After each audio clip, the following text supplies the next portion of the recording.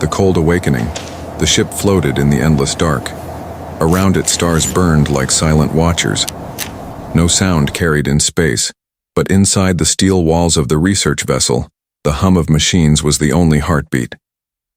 Deep in the lower decks, a single chamber glowed with cold blue light. Inside the glass pod, a man lay still. His skin was pale, almost lifeless. Tubes connected to his body, carrying strange fluids that shimmered like liquid fire. His chest rose only slightly, like he was half dead, half alive. The scientists stood, in silence around the pod. Their faces were tense, their eyes fixed on the man inside. No one spoke. Even their breaths felt too loud in the quiet room. Finally, the lead scientist, Dr. Rylan, whispered, "This serum will end his humanity, but awaken something greater." Another scientist, younger and nervous, asked softly, "And if it kills him?" Dr. Rylan's eyes narrowed. "Then he was too weak. Humanity cannot survive the coming war with weakness." A soft click echoed as the injection began. The serum slid into his veins, glowing faintly as it spread through his body. At first, nothing happened. His chest rose and fell slowly. The monitor showed his heartbeat steady, almost calm. Then suddenly, beep, beep, beep. The lines on the screen spiked. His body jerked inside the chamber, his back arched, his fists clenched. A muffled cry tore from his throat. The scientists stepped back, fear flashing in their eyes. The glass rattled as his body slammed against it. His heart was beating too fast, almost breaking the limits of the machine. And then, silence. He stopped, moving. His body went limp, head falling to the side. The monitors went flat. A long, sharp tone filled the room. "He's dead," the young scientist whispered. But Dr. Rylan didn't move. His eyes stayed on the man's face, waiting. "No, not yet." A minute passed, another. The crew shifted nervously. The young scientist reached for the controls, ready to declare the test a failure. Then, his eyes opened. They were not human anymore. A faint glow, like burning ice, lit his gaze. His pupils stretched thin, sharp, like a predator's. The cold, blue light from the pod reflected in them, making them shine even brighter. The flat tone on the monitor broke and the heartbeat returned. But it was not steady. It was deep, powerful, like the slow drum of something not human. The man inside the pod sat up slowly. His breathing was heavy, controlled, as if every inhale shook the air around him. He looked at his hands, his veins, glowing faintly with the serum. His fingers trembled, not from weakness but from strength too sharp to hold. The room felt colder. The scientists did not speak. No one dared to move. The man turned his head toward them. His eyes scanned every face. For a moment it felt as if he could see not just their faces but their fear, their hidden thoughts, their beating hearts. "Where am I?" His voice rasped. Low. Broken. But it carried weight, like stone scraping against stone. Dr. Rylan stepped forward, keeping his voice calm though his hands trembled.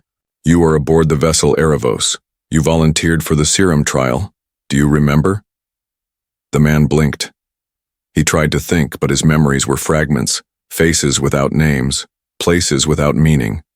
And behind them all, shadows of battles, creatures, screams, memories that could not be his. He shook his head slowly. "I don't know." Dr. Rylan's eyes shone with cold satisfaction. "Good. That means it worked." The man's chest tightened.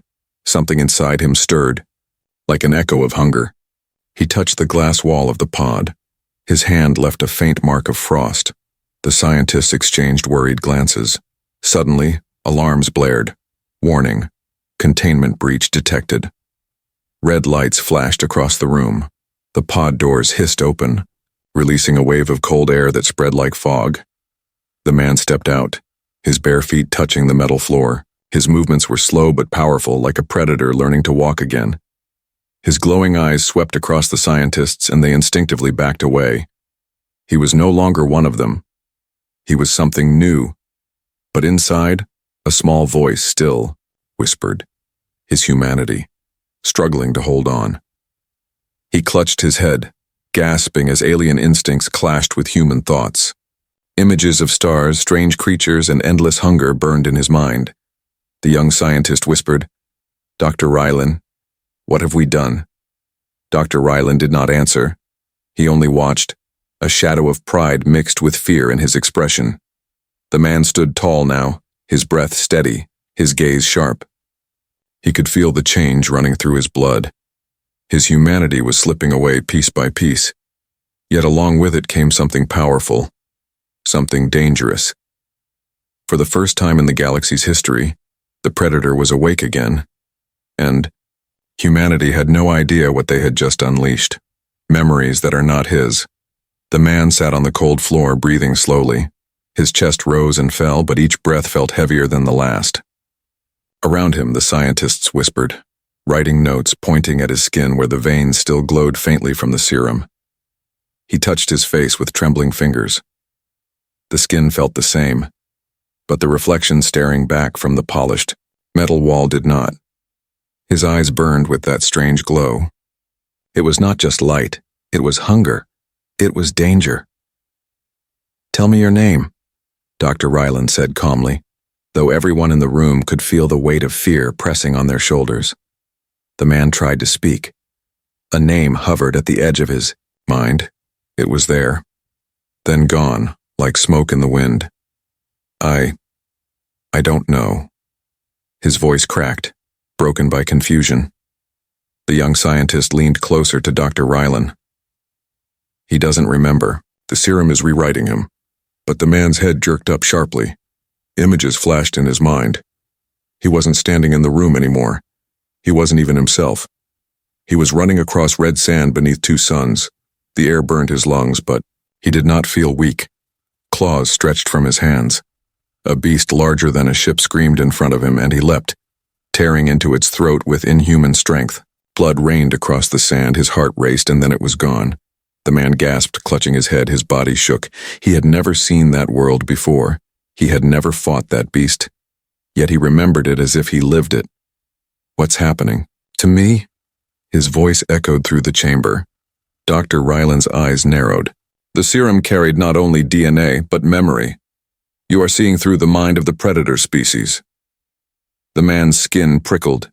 He remembered more. A forest of black trees, a sky filled with burning meteors, a war cry in a tongue he could not understand, but somehow he felt the meaning, kill or be killed. He staggered backward, his breathing sharp. The room spun. Faces of creatures with too many eyes, too many teeth. Armies screaming in terror as shadows fell upon them. His hands trembled. The scientists backed away as he stumbled toward them. Not because he attacked, but because of the look in his eyes. It was not human fear. It was alien rage. "Stop," Dr. Rylan commanded firmly. His voice was steady, but his hands were clenched behind his back. "You must control it.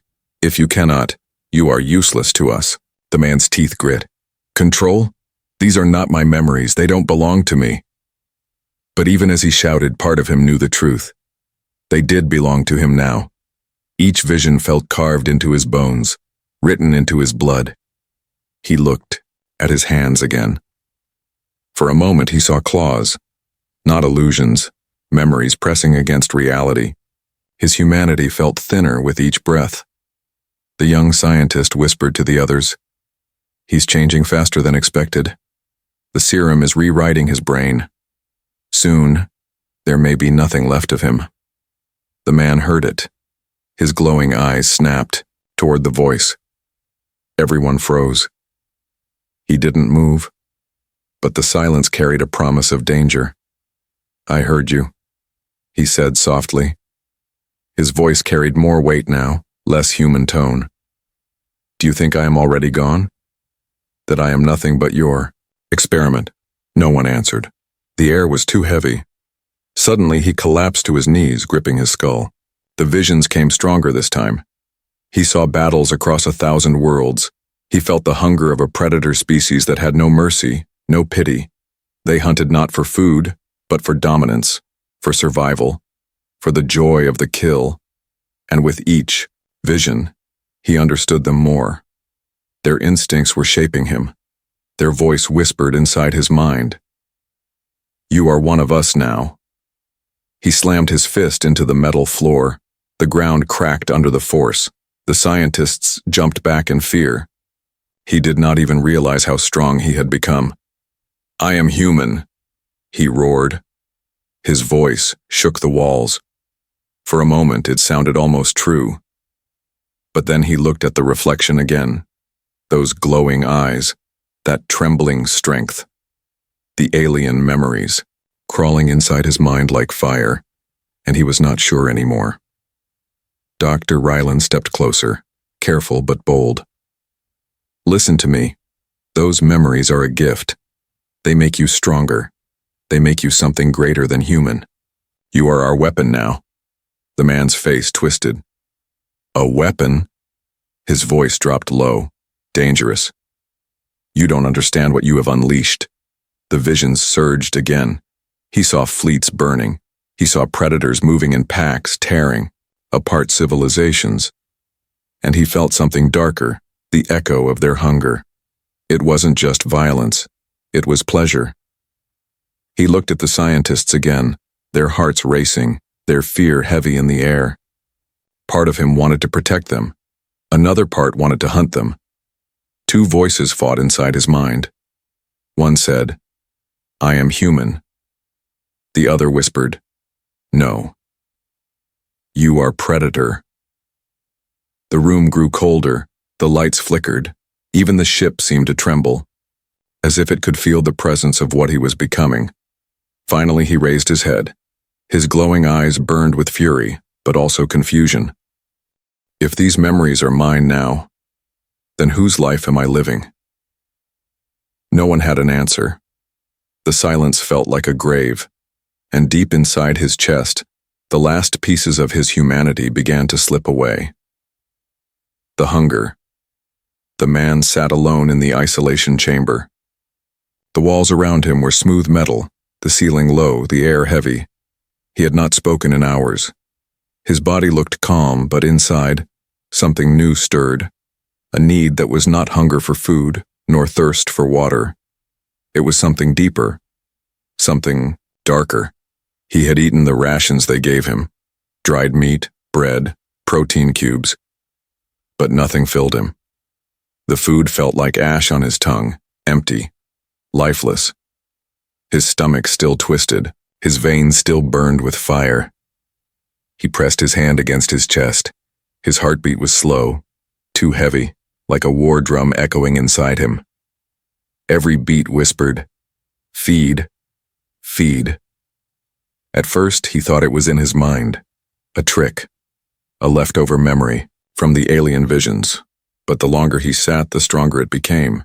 His skin prickled, his teeth ached, and his ears caught sounds no human should hear. He could hear them, the scientists. Beyond the walls, their footsteps moved across the floor. Their hearts beat fast, too fast, like prey trapped in fear. He could smell them too.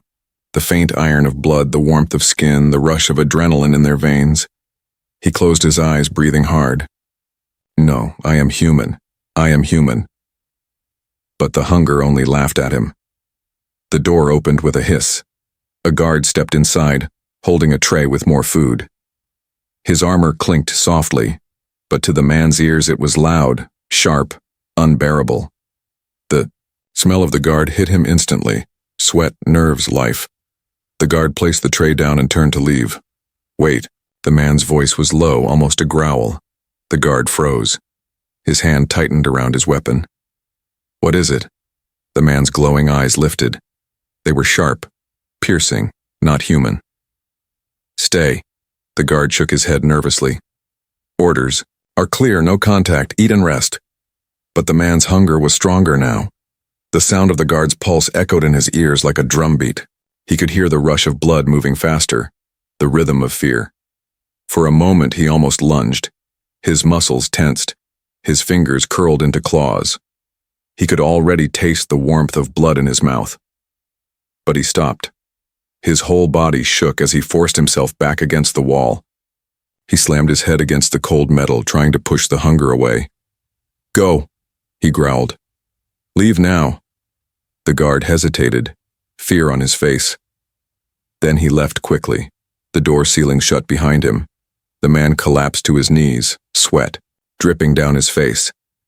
His hands trembled violently. The hunger screamed in his veins. Later, the scientists brought him to the training hall. The space was wide, empty, with drones waiting along the walls. Dr. Ryland stood at the edge, watching. "Test his limits," he ordered. The drones activated, red eyes glowing. They rushed at the man with weapons drawn. He didn't think. He moved. In a blur of speed, faster than any human soldier, he tore through the first drone, ripping its arm. Clean off. Sparks sprayed across the floor. Another drone shot at him. He dodged effortlessly, closing the distance, and crushed its head with one hand. The scientists watched, their faces pale, as he destroyed the machines in seconds. The hunger guided him. His body wanted the fight. His blood demanded the hunt. When the last drone fell, his chest heaved, his hands dripping with oil and sparks. But the hunger didn't fade. It only grew worse. The silence in the hall was broken by his whisper. "Not enough." The scientists exchanged uneasy looks. Dr. Ryland stepped forward, voice calm but sharp. "Remarkable. His instincts are beyond human. But the hunger, yes, I see it. The serum awakened more than memory. It awakened need." The man turned toward him slowly, his glowing eyes burning. "What did you do to me?" Dr. Ryland's face was cold.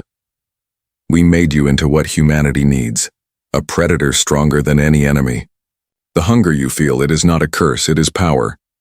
The man's fists clenched. "Power that wants me to kill." Ryland smiled faintly. "And soon, you will have enemies worth killing." That night the man could not sleep.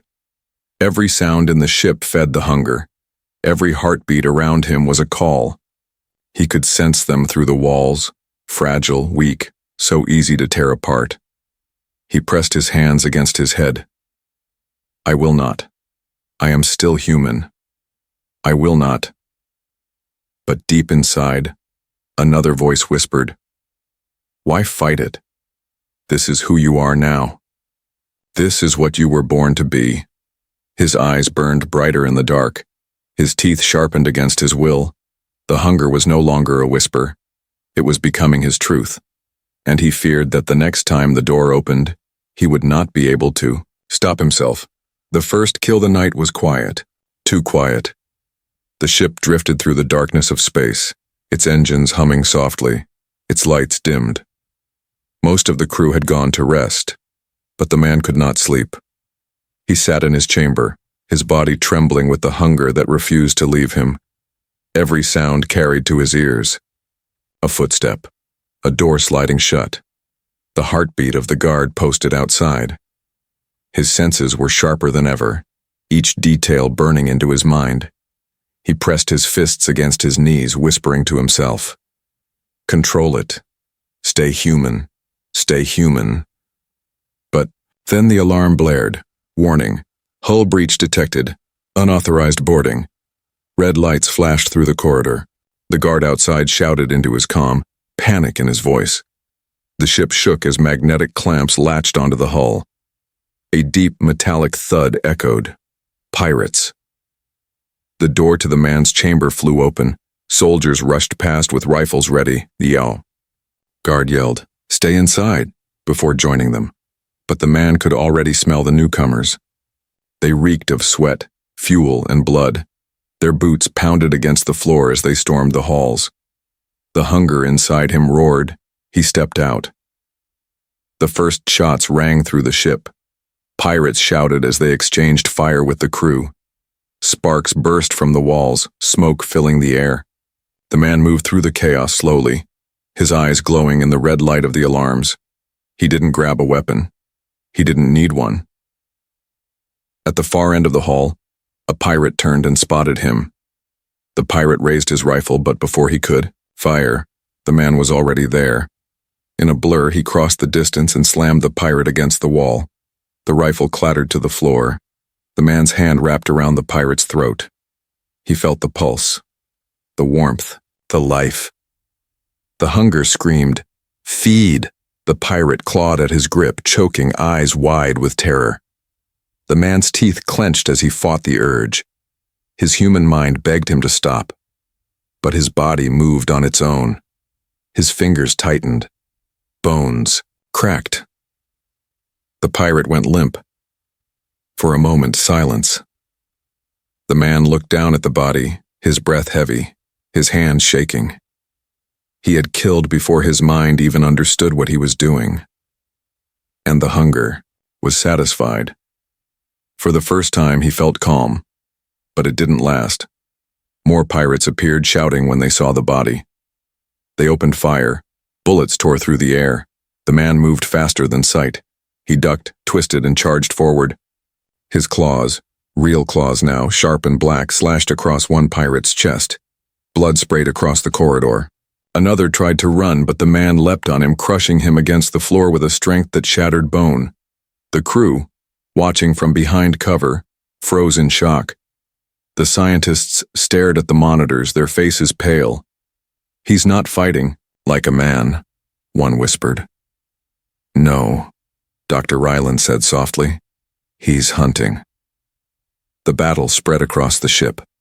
The man stalked through the halls, his glowing eyes cutting through smoke and shadow. He was silent, faster than the screams around him. Pirates fired blindly, but he was never where they aimed. One pirate hid behind a crate, shaking as he reloaded. The man moved behind him without a sound. The pirate turned just in time to see those glowing eyes. His scream was cut short as the man's claws tore through him. Another group tried to retreat to their shuttle. The man blocked their path. He stepped forward slowly, shoulders low, like a predator stalking prey. The pirates fired in desperation. He dodged each shot with inhuman grace. Then he was among them, the hall filled with screams, then silence. When it was over, the floor was painted red. The surviving crew stood frozen. They had seen soldiers fight before. They had seen war. But this was different. The man stood in the center of the hall, his chest heaving, blood dripping from his hands. His eyes glowed brighter than ever. For a long moment, no one spoke. The crew didn't cheer. They didn't thank him. They only stared at him with fear. Finally, Dr. Ryland's voice crackled through the comm. Cold, calm, almost satisfied. "The predator lives." The man's head snapped toward the sound. His breathing slowed. His gaze swept across the crew. He could smell their fear. He could hear their hearts racing. And for the first time, he realized something terrible. He hadn't just killed the pirates like an enemy. He had enjoyed it. The hunger had fed well, and it wanted more. He fell to his knees, clutching his head. No, I'm still human. I am not this." But the blood on his hands said otherwise. The crew backed away from him, their faces pale, their weapons trembling in their grip. None of them dared step closer, not even Dr. Ryland. The man raised his eyes again, glowing like fire in the dark. His voice was low, broken, but filled with something that made every human in the hall shiver. "If this is what you made me, then who will be safe from me?" The silence that followed was heavier than any battle, because in that moment, everyone understood the truth. The pirates were dead, but humanity's true danger had just awakened. The fear of his own kind. The halls were silent after the battle. Smoke still drifted through the ship, and bodies of pirates lay broken where they had fallen. But no one spoke of victory. No one cheered. The crew stood at a distance, their eyes fixed on the man who had saved them. His hands were red with blood, his glowing eyes still sharp, his chest rising and falling like a beast that had just fed. He looked back at them, searching for relief, for some sign of trust. Instead, he saw only fear. They stepped back when he moved. They lowered their weapons when he raised his hands, but their fingers never left the triggers. "Don't look at me like that," he whispered. His voice was rough, breaking under the weight of guilt. "I stopped them, I saved you," but no one answered. Later, in the medical wing, the scientists gathered. The man sat on the bed, his hands bound with steel restraints. Not because he had resisted, because they no longer trusted him not to. Dr. Ryland stood in front of him, arms crossed, his eyes calm but cold. "You killed them with ease, faster than any weapon we have ever built." The man lowered his head. "I didn't mean to. I couldn't stop myself." "That is the point," Ryland said sharply. "You are not supposed to stop yourself. The serum was designed to make you act on instinct. You are the predator." The man's fists tightened against the restraints. "Then what am I to you? A man, or just your weapon?" Ryland's face showed no emotion. "You are both. But remember, the crew does not see you as human anymore. They see the blood on your hands. They see the monster you carry inside." The words cut deeper than any blade. That night, he walked the corridors alone, guards following him at a careful distance. The crew watched as he passed, whispering when they thought he could not hear. "He's dangerous." He enjoyed it. "He'll turn on us next." The voices stabbed into him. He wanted to shout to tell them they were wrong, but part of him feared they were right. He caught his reflection in the steel wall again. The glow in his eyes seemed stronger now, brighter, almost alive. He touched the cold surface, whispering, "This isn't me, it can't be." But the reflection didn't answer. In the mess hall, he sat alone at a corner table. A tray of food sat untouched before him. The hunger was back, twisting his insides, but the thought of eating normal food sickened him now. It no longer tasted like life. A young engineer entered the room, tray in hand. She froze when she saw him. For a moment, she looked like she wanted to leave, but then slowly she sat at another table, far from him. He tried to speak. "I don't want to hurt anyone." She didn't look up. Her hands shook as she ate quickly. "You're afraid of me," he said softly. Still, she didn't answer. She only stood and left, leaving her half-finished meal behind. The silence of the room swallowed him whole. Later, in the lab, the scientists studied him from behind reinforced glass. He sat on the other side, wires and sensors strapped to his body. They watched every movement, every breath, every flicker of light in his eyes. "He is stable now," one whispered. "Stable?" another snapped. "He's a predator. You saw what he did." Dr. Ryland silenced them with a gesture. "Fear is natural, but remember, he is ours. He belongs to humanity. And when the enemy comes, he will be the only one who can stop them." But the man heard every word. His jaw clenched. He did not feel like he belonged to anyone, not humanity, not even himself. That night, the dreams came again. Not his dreams. Memories of the predator species. He saw worlds burning, civilizations collapsing under their claws. He felt their hunger, their joy in the hunt, and when he woke, his hands trembled. He stared at them in the dim light, remembering how easily they had crushed the pirates. "Maybe they're right," he whispered. "Maybe I am not human anymore." The door opened suddenly. 2 guards entered. "Rifles ready." "Orders," one said stiffly. "You are to remain confined until further notice." He looked at them, eyes glowing faintly. "You don't trust me." The guard hesitated. "It's for safety." "Safety from who?" His voice was low, dangerous. "From pirates? Or from me?" Neither guard answered. Their silence was the only answer he needed. As the door closed behind them, he leaned back against the wall. The weight of fear pressed against him from every side. Not the fear of pirates, not the fear of war, but the fear of his own kind. He had become something, stronger, something faster, something beyond human, but instead of hope, he brought only terror. And deep inside, a darker thought began to grow. If humanity already feared him, if they already saw him as a monster, then what reason did he have to hold on to his humanity at all?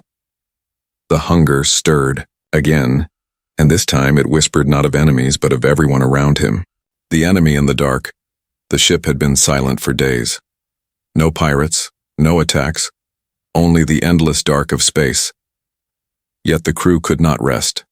Every time they looked at him, their stomachs turned with unease. He walked among them like a shadow, his eyes glowing faintly in the dim corridors. But the silence did not last. One night, as the crew drifted in uneasy sleep, the sensors began to scream. The lights on the command deck flashed red. The officer on duty froze as the screen filled. With signals, dozens of ships closing fast. Unidentified fleet approaching, the computer voice announced. The alarms woke the crew. Soldiers rushed to their posts. The captain barked orders. But beneath the panic, a question spread. Who were they? The man already knew. He stood on the deck, eyes locked on the screen. The shapes of the approaching ships felt familiar, as if carved into his blood. His body tensed, his hunger stirred. They are coming for me, he whispered. The crew turned to him. Some stepped back. Some raised their weapons. What do you mean? The captain demanded. He didn't look at her. His eyes stayed on the screen. I feel them, their minds, their hunger, the serum. It carries their call. They know I exist now. They can sense me. The words chilled the room. Minutes later, the alien fleet came into view. Their ships were jagged, alive with strange energy, like predators given steel and fire. They spread out, surrounding the vessel Erivos with silent precision. The crew whispered in terror. Some prayed under their breath. The man stepped closer to the glass, staring at the fleet as if staring into a mirror. His heart pounded. His veins burned. His body shook with instinct. He could feel them, not just their presence, but their intent. They are hunting, he said softly, and they know their prey is here. The captain clenched her fists. Prey? We are armed. We can fight. But the man turned to her, his glowing eyes sharp. You are not their prey. I am. You are only in their way. The words silenced the room. Dr. Rylan entered the deck, his expression unreadable. He studied the screens, then the man. So, the predators have come, he said. His voice carried no fear, only calculation. This was always the risk. The serum was never just power. It was a signal. The crew turned on him, furious. You knew this would happen? You brought them here? Rylan ignored their anger. His eyes stayed on the man. You feel them, don't you? Their thoughts, their instincts. That connection is why you exist. You are their equal now. Perhaps even their better. The man shook his head, his breath uneven. Equal? You don't understand. They are not an army. They are a species of hunger. They will not stop. They will not reason. They will only devour. The captain slammed her fist against the console. Then what do we do? Silence. Everyone looked at him, even those who feared him. He felt the weight of their stares, the weight of expectation and terror. He wanted to tell them he could protect them. But inside, the hunger roared. It wanted him to join the fleet, not fight it. The alien ships moved closer. The air on the Erivos grew heavy, as if the predator's presence pressed against reality itself. Lights flickered. The man staggered, clutching his head as voices filled his mind. Come, hunt, feed. He gasped, falling to his knees. Images flooded his thoughts. Fleets burning, worlds torn apart, prey screaming in the dark. He could feel their joy, their unity. They called to him like family. The crew watched in horror as he shook violently. The young scientist whispered, "They're speaking to him." The captain raised her weapon. If he loses control, we put him down. The man lifted his head, eyes blazing brighter than ever. His voice was deeper, layered with something not his own. They know me. They know what I am, and they will not leave until they claim me. The crew flinched. Even the armed soldiers stepped back. "Then we give him to them," someone said. "Send him out. Let them take him. Save ourselves." The words cut him sharper than any blade.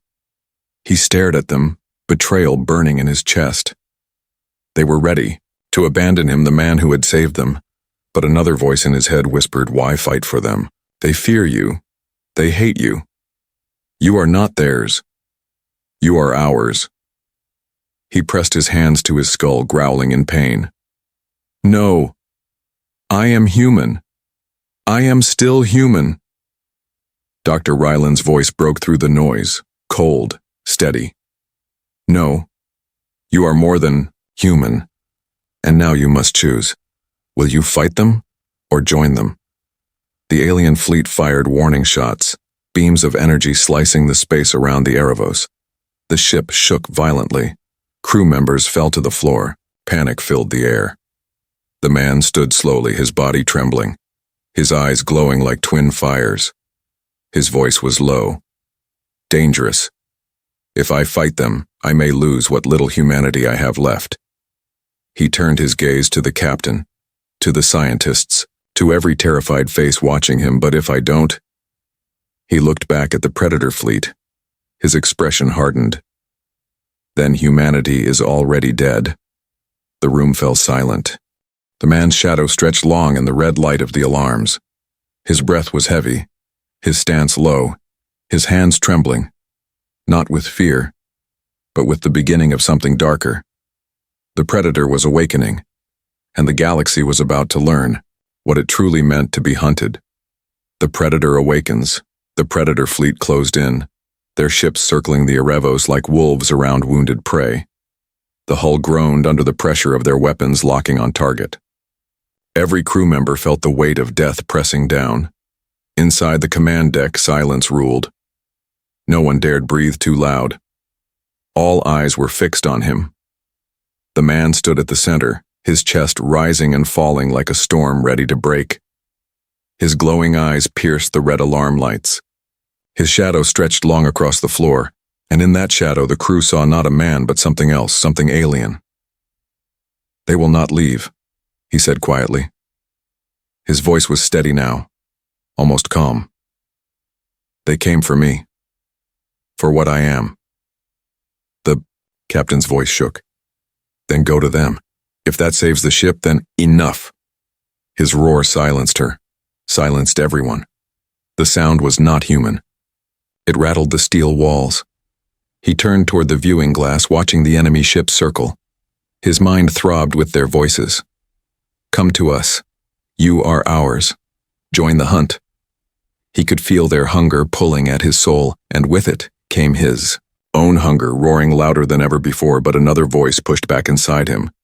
His humanity, fragile but stubborn. "I am not theirs. I am not prey. I am not their weapon.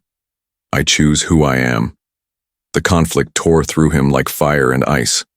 His hands shook, claws flickering in and out. His chest heaved with every breath. His humanity bled away, but his will remained. Finally, he whispered, "If they want the Predator." His head lifted slowly, eyes burning brighter than ever. "Then I will give them one." The deck shook as the first enemy strike hit the shields. Sparks burst across the consoles. Crew members scrambled, shouting over the noise, but he didn't move with panic. He moved with purpose. Step by step, he walked toward the sealed airlock. Guards tried to stop him, weapons raised, fear in their eyes. "Stay back," one warned. He turned his gaze on them. Just one look. Their hands trembled, their weapons lowering against their will. His presence pressed against their chests like a weight too heavy to resist. "I am not your enemy," he said, voice low and sharp. "But if you stand in my way, I will not stop myself." The guards froze. No one dared challenge him. The door to the airlock opened with a hiss. Cold air rushed in. He stepped inside, standing tall as the outer doors prepared to open into space. The crew watched from behind glass, some praying, some staring in awe, some trembling in fear. They did not know if he was going to fight for them or abandon them forever. As the outer doors opened, the void of space swallowed the air. He did not flinch. The hunger inside him filled his body with fire, his strength growing sharper, his senses exploding with new power. He leapt into the dark. For a heartbeat, there was silence. Then his body shifted. Muscles stretched, claws extended, his glow blazing like a star. His human form twisted into something greater, something terrifying. A shadow of man, wrapped in the shape of predator. The alien fleet paused, sensing him fully now. He was not prey. He was not theirs. He was something new, born of them, but not bound to them. And he was hungry. The first alien ship fired. A beam of energy sliced toward him. He moved faster than light, dodging in a blur. With a roar, he landed on the ship's hull, his claws digging into the metal. Sparks burst as he tore through armor like paper. The ship screamed as it cracked apart, exploding in a ball of fire. The other alien ships recoiled, circling tighter, confusion spreading through their hive minds. On the Herivos, the crew stared in horror and awe. He's fighting them, whispered one soldier. No, said the young scientist, voice trembling. He's not fighting. He's hunting. One by one, the predator ships attacked, and one by one, he tore them apart. He moved like shadow and flame, faster than sight, stronger than anything human. Each kill fed the hunger. Each scream of tearing metal echoed with his roar. But with every strike, his humanity faded further. His eyes no longer looked human at all. His movements no longer belonged to a man. He was becoming the very thing they feared most. When the last ship fell, the silence of space returned.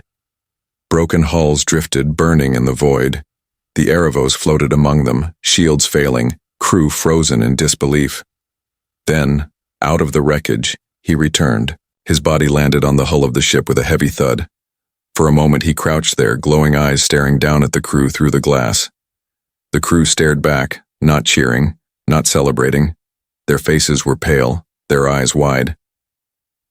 They had been saved, but not by a man, by a predator.